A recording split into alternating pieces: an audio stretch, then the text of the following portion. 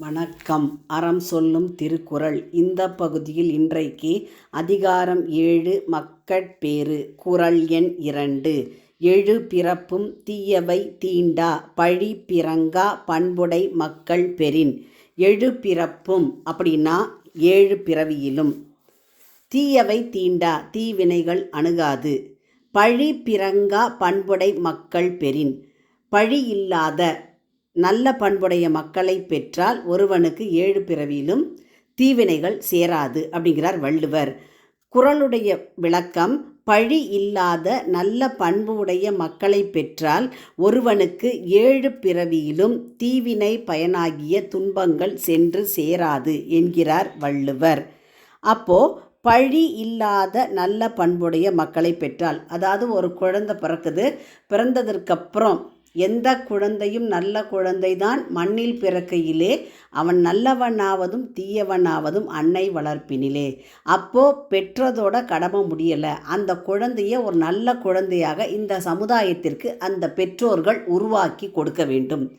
அப்போ அந்த நல்ல குழந்தை என்ன செய்யும்? சமுதாயம் மேம்படுவதற்கு தன்னால் ஆன உதவிகளை எல்லாம் கட்டாயம் அந்த குழந்தைகள் செய்யும். அறம் செய்யக்கூடிய நல்ல பண்பு அந்த குழந்தைகள்கிட்ட இருக்கணும். அதாவது குழந்தை பிறந்துருச்சு, அவ்வளோதான், அது எப்படியோ வளர்ந்துட்டு போகுது அப்படின்னு சொல்லி பெற்றோர் விடக்கூடாது. அப்போ அந்த குழந்தை நல்ல குழந்தையாக வளர்ந்து இந்த உலகத்தில் இருக்கக்கூடிய எல்லாருக்கும் பயனுள்ள ஒரு மனிதனாக உருவாகின்ற பொழுது அந்த பெற்றோருக்கு 7 பிறப்புக்கும் துன்பம் வராது அப்படிங்கிறது தான் பொருள்.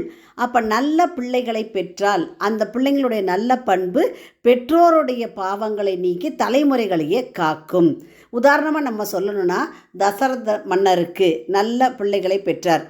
அவர் என்ன பண்ணார்? கடைசியில் துன்பம் நீங்கி இறுதியிலே ராமனை கொண்டு நற்கதி அடைந்தார் அப்படின்னு சொல்லுவாங்க. இப்போ இந்த 7 பிறப்பும் தீயவை தீண்டா 7 பிறவிகளிலும் தீய செயல்களின் விளைவுகள் அணுகாது. எப்போ அணுகாது? பழி பிறங்கா பண்புடை மக்கள் பெறின். பிறரால் பழிக்கப்படாத நல்ல குணங்கள் கொண்ட மக்களை பெற்றால், அதாவது சொல்லணும், ஐயோ இவருடைய பையன் இவ்வளோ கெட்டிக்காரனாக இருக்கானே, இவங்களுடைய பொண்ணு இவ்வளோ சமத்தா இருக்காளே அப்படின்னு சொல்கிற அளவுக்கு பிள்ளைங்களை பெற்றோர்கள் வளர்க்கணும். அப்போ பிள்ளைகளை பெற்றெடுக்கிறது மட்டும் போதாது, அவங்கள நல்ல பிள்ளைகளாக வளர்க்கிறது பெற்றோரினுடைய பெருங்கடமை. அப்போ இந்த நல்ல பிள்ளைகளால் தான் சமுதாயம் சீரடையும், மற்றவங்களுடைய துன்பங்கள் குறையும். பிள்ளைகளின் நற்பண்புகள் தான் பெற்றோருக்கும் சமுதாயத்திற்கும் நிரந்தரமான நிம்மதியை தரும்.